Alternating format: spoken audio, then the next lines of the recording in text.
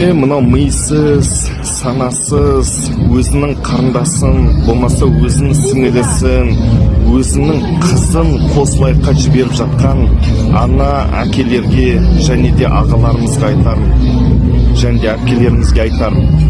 Датауы саналарың төмен болды ма, датауы мал болдыңдар ма, өздерінің қыздарыңды қосылайыққа жіберетіндей, датауы сендерде еркектерде намыс жоқ па, әке деген сәлі не жоқ па сендерде?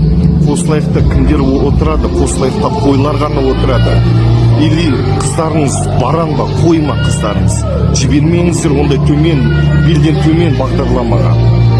Қосылайықта кімдер отырады? Голубойлар мен гейлер отырады. Ашығын айтқанда лесбиянкілер отырады. Ол жерде жүргізушіден бастап продюсеріне дейін барлығы шыны керек төсекке жақын адамдар. Ашығын айтқанда. Бір үндемедік, екі үндемедік. Ашы шындық керек болса осы. Кешеден бері маған көбісі жазып жатыр, телеграмға жазып жатыр. Қосылайыққа байланысты өзіңіздің ой пікіріңізді айтыңызшы деп. Қосылайықта баратын ер жігіттер түбі голубой трансқа айналасыңдар. Қосылайықта отырған қыздар тез ол программадан құрыңдар. Себебі болашақта лесбиянка болғыларын келмесе, болашақта сендердің балдарың голубой болғыларын келмесе, тез ондай белден төмен бағдарламадан зытыңдар.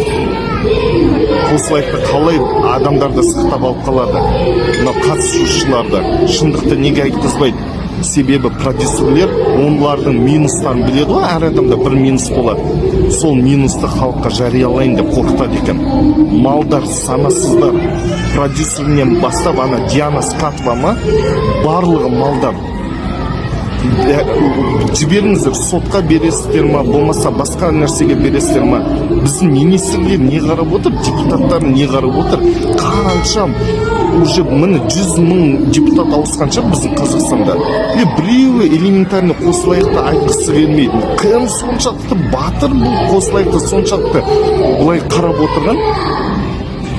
Не болса да біздің қазақ ағаларымыз ғой, соны кураторлық жасап атқан, содан миллиардтаған ақша тауып атқан.